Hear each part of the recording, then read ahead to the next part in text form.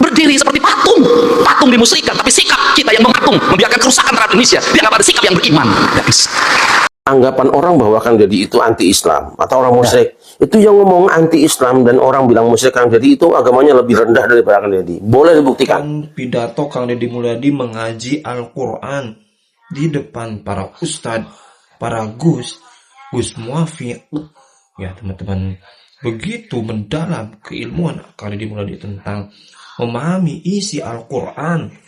Ya, saya rasa para ustadz dan ustadz ternama, Ustadz Adi Hidayat kita tahu ya, Ustadz Abdul Somad dan yang lainnya terkejut melihat ini. Kalian yang diam semuanya terhadap kemungkaran, kalianlah patung sesungguhnya. Ya. Mereka baru kelas diskusi, baru kelas ribut soal akidah, baru paham fikih, tapi Kang Deddy sudah mewujudkan akhlak, dan akhlak itu adalah puncak agama. Ya. Sudah sampai pada akhlak, gitu loh. Nah, coba lihat pemimpin mana sekarang yang akhlaknya seperti beliau, bisa turun ketemu dengan rakyat kecil, dia bertemu dengan nenek-nenek yang usia 100 tahun, dia tuntun, diajak belanja. Nggak ada beban apa-apa beliau. Kalau dulu mungkin ketika belum jadi gubernur, mungkin orang mengatakan ini pencitraan. Sekarang sudah jadi gubernur, nggak ada urusan. Ya. Ritualitas kita sudah sangat taat orang Indonesia terhadap ritualitas. Umroh ngantri, haji ngantri. Luar biasa ritualitas kita. Masjid terbangun di mana-mana dengan indah.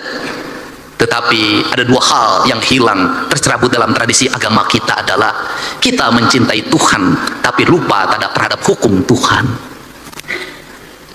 Hukum Tuhan yang benar, yang tidak perlu ditafsirkan, yang tidak melahirkan mazhab, yang tidak melahirkan kelompok, yang tidak melahirkan ormas adalah hukum alam.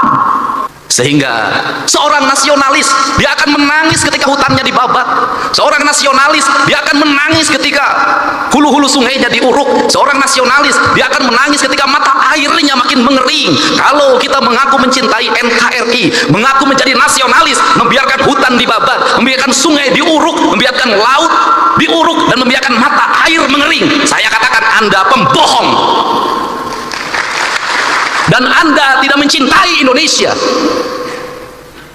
Saya secara pribadi hari ini anak-anak muda Kak Warnas mulai posting di media sosial, mereka menggugat Pak.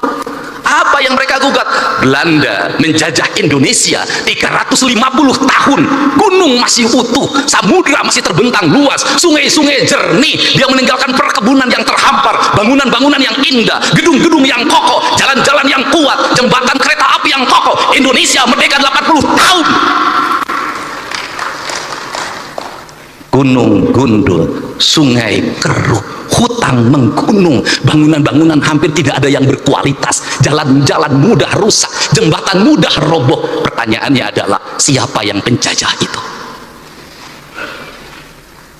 Ini kesadaran mungkin tidak layak diomongin sama gubernur, tapi saya mewakili hati nurani saya yang selalu ingin saya ungkapkan dimanapun. Kenapa? Ini problem bangsa, Pak. Dan kebiasaan kita ini adalah ketika bencana kita ribut melakukan perbaikan, tapi nanti ketika sudah musim kemarau lagi lupa lagi, berbuat lagi. Kenapa saya ngomong begini? Saya punya hitungan ekonomi. Kita dapat dari pembabatan hutan berapa triliun, kita dapat dari pengambilan pasir berapa, dari pengambilan gunung berapa, tapi ketika bencana berapa puluh triliun, ratus triliun yang harus kita kerahkan, rugi. Bangun jalan di Jabar, baru bangun diinjek lagi sama Toronton yang tonasenya 40 ton, 30 ton, rugi Pak. Dan semua orang diam, berdiri seperti patung.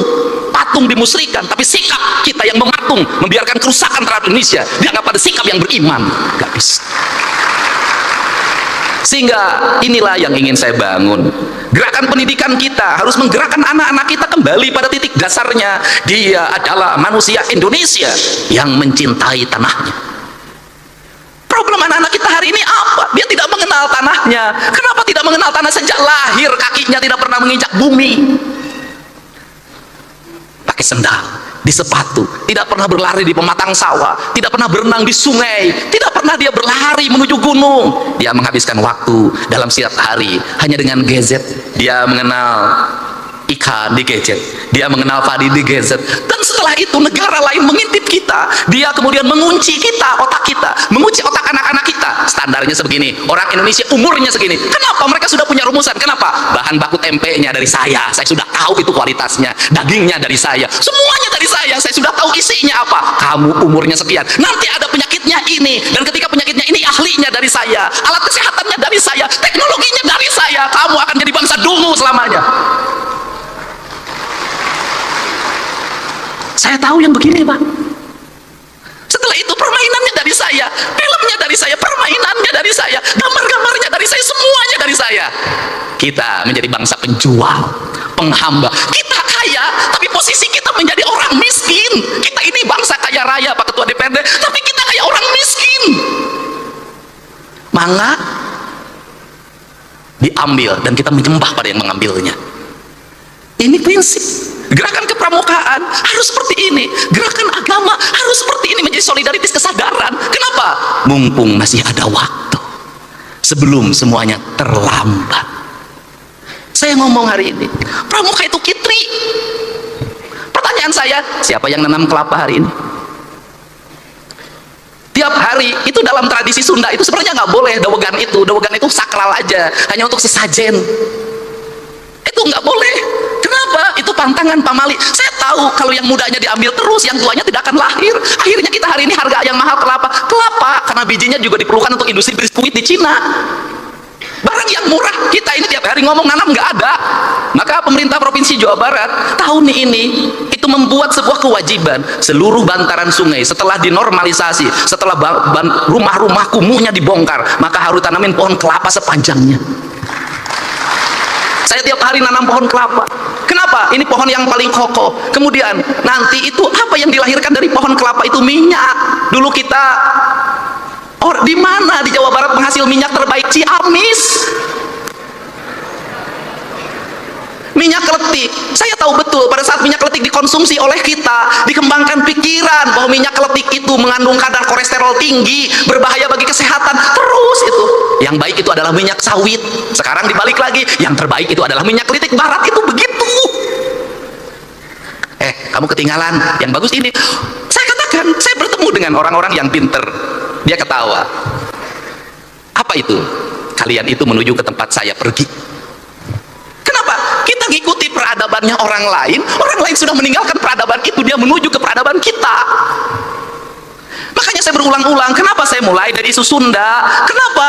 Karena orang Jawa Barat itu, Sunda tadi diceritakan, pada saat Nabi Muhammad lahir, kita sudah ada Salaka Negara, sudah ada Taruman Negara, sudah ada Galuh. Artinya apa? Pada saat orang lain jahiliyah, kita ini sudah berperadaban. Dari sisi sebagai bangsa, saya sangat bangga sekali pada saat Nabi Muhammad diutus untuk mencerahkan pikirannya orang Jazirah Arab.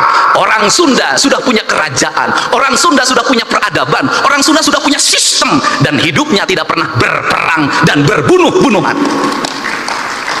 Sehingga kujang, jangan salah, kujang bukan alat perang, kujang adalah alat sistem pertanian. Bangsa Sunda tidak pernah berperang. Hidupnya menjunjung tinggi apa? Dedehan, welasan, asihan, nulung kanu butuh, nalang kanu susah, nganter kanu sieun, nyaangan kanu poekeun, saudara. Sehingga menjadi bangsa defensif. Kenapa menjadi bangsa defensif? Tanahnya sudah subur. Nggak usah, biasanya bangsa yang suka perang itu adalah bangsa yang di tanahnya kering. Dia mencari sumber energi, dia mencari sumber pertanian. Kita mah segala ayak, makanya gaya hidupnya si Kabayan. Kenapa gaya hidup si Kabayan? Bari ngagerek ceuri ge nu bubuk menang lauk. Sederhana. Kenapa jadi begini hari ini? Karena hari ini di Jawa Baratnya sudah ada keragaman orang, dari Sumatera, dari Kalimantan, dari Jawa Tengah, dari Jawa Timur, semuanya hidup bersatu di sini. Maka sekarang kita berkompetisi, nggak bisa ngandelin lagi nagerek celi. Lamun nagerek celi mana? Celi terus kayak manajer benangku batur alam. Makanya dirubah lagi oleh saya, harus kecekatan, tepat waktu, efektif. Dan saya contohkan di acara-acara provinsi, MC cuman pertama kesininya nggak usah. Kenapa? Menghambat waktu dan cermin orang bodoh. Kenapa cering orman bodoh? Itu jadi gubernur yang nggak ngerti apa-apa. Diukwe ditita, maju ke depan pidato aja disuruh. Yang terhormat Bapak Guru kami, persilahkan maju, kudu persilahkan, ambil kesempatan, nu jangan nunggu dipersilahkan. Nggak boleh lah. Efektif satu hari sekian acara. Kenapa? Saya ingin mengefektifkan ini. Kenapa? Karena keuangan saya efektifkan, waktu saya efektifkan, kinerja. Ini saya kasih tahu ke teman-teman DPR. Ini aja yang menarik di Pemda Jabar. Pada saat pegawainya full kerja, kinerjanya lemah. Pada saat pegawainya setengahnya yang kerja, setengahnya di rumah, kinerjanya malah lebih bagus. Kenapa itu dilakukan? Duitnya kan kita berkurang 2,458 triliun. Saya harus ngirit listrik, saya harus ngirit air, dan kemudian jalan nggak usah macet kalau pagi-pagi.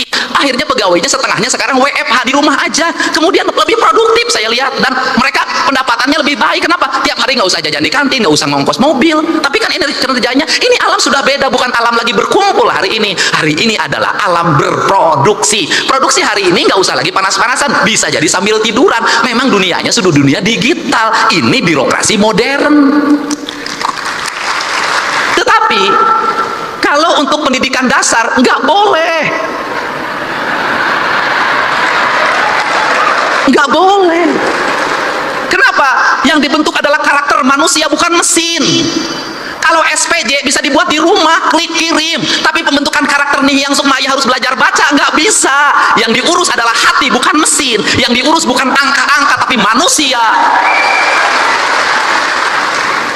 Jadi saya tidak setuju anak SD menggunakan HP, anak SMP menggunakan HP. Kenapa? Pembentukan karakter dasar. Mereka harus tahu cara minum, mereka tahu cara makan, mereka harus bisa berlari, mereka harus bisa berjalan, mereka harus bisa bernyanyi, mereka harus bisa baca sastra, mereka harus bisa main musik, mereka harus bisa berinteraksi sosial. Kerakyatan yang dipimpin oleh hikmah kebijaksanaan dalam permusyawaratan perwakilan. Ya, harus manusia. Pada akhirnya yang dunia digital juga ada waktunya bertemu. Kenapa? Karena rindu tak pernah tertahan. Nanti ada kangennya, pegawai-pegawai Pemda kangen berkumpul sebulan sekali bertemu. Kenapa? Karena rindu itu tak bisa hanya dengan video call, tidak hanya dengan chat. Pada akhirnya kita adalah manusia nyata, bukan manusia maya. Nah, kerangka ini harus dibangun sehingga apa? Ini tantangan buat MUI. Kalau selama ini selalu dikatakan dosa besar itu berzina, ya, judi, ya. Tapi menurut saya hari ini harus ada yang ditingkatkan. Dosa yang paling besar itu adalah merusak alam. Paling besar. Yang berzina hukumnya dirinya dan istrinya dan keluarganya.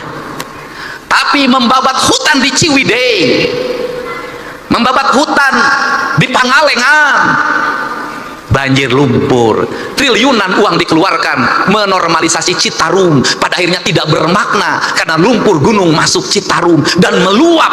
Berapa penderitaan yang dialami oleh banyak orang. Dan sebaik-baiknya manusia adalah yang bermanfaat bagi orang lain, dan seburuk-buruknya manusia adalah yang melakukan kerusakan di muka bumi. Kenapa? Karena kerusakan alam memperpendek umur bumi, bukan hanya umur dirinya, tapi umur bumi, mempercepat proses kiamat. Dan sekarang kiamat mungkin terjadi karena teman saya namanya Ahmad sudah punya cucu, dia dipanggil kiamat sekarang. Ini para bupati hadir, terima kasih. Ini penting, Pak. Jadi apa concern kita, agama kita hari ini? Saya kemarin ketemu dengan ketua Persis, ketua Muhammadiyah, ketua NU. Saya bilang fikih yang paling kuat hari ini adalah fikih lingkungan. Kenapa? Malu, Pak. Anak-anak muda sekarang tuh tidak seperti kita. Kita masih jaga-jaga kalau ngomong. Anak muda sekarang tuh berani posting, Pak, dan berani mencaci maki orang tuanya. Dia ngomong begini, kan kita malu kalau digituin. Orang Indonesia ini paling banyak berdoa, tapi orang Indonesia itu paling banyak bencana. Kan malu digituin. Orang Indonesia itu paling banyak berdoa, tapi paling banyak orang yang sengsara. Orang Indonesia itu paling banyak berdoa, tapi buang sampahnya di sungai, buang sampahnya di mana saja. Membabat pohon itu bukan hanya 1 meter, tapi ribuan kubik, jutaan kubik, menimbulkan kesengsaraan, dan itu dibiarkan. Padahal tiap hari kita berdoa pada Allah, kita ingin dijauhkan dari bencana. Kita tiap hari berdoa pada Allah ingin dijauhkan dari bencana. Tapi menurut saya doa ini tidak akan bermakna kalau yang menjadi penyebab bencana terus dilakukan tanpa henti. Kita bicara hakikat, tapi syariatnya tetap terjadi kerusakan, tak ada makna. Assalamualaikum warahmatullahi wabarakatuh, teman-teman semua. Tadi kita sudah melihat pidato dari Gubernur Jawa Barat Kang Deddy Mulyadi, yang mana luar biasa ya teman-teman, ya, di depan para ustadz, ya, para kiai, ya, para menteri, semua ikut terdiam semua ikut mendengarkan kajian dari Kang Deddy Mulyadi. Barang siapa yang diam terhadap kerusakan alam, dialah patung sesungguhnya, teman-teman. Ya, dialah patung sesungguhnya. Ya, ini tamparan keras teman-teman untuk para ustadz, para pejabat, ya, yang mana begitu luar biasa Kang Deddy disampaikan.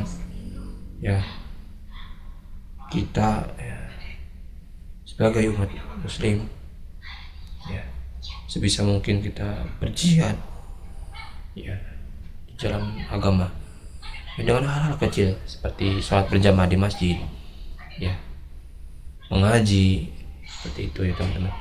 Semoga kita semua istiqomah, amin ya Allah, amin.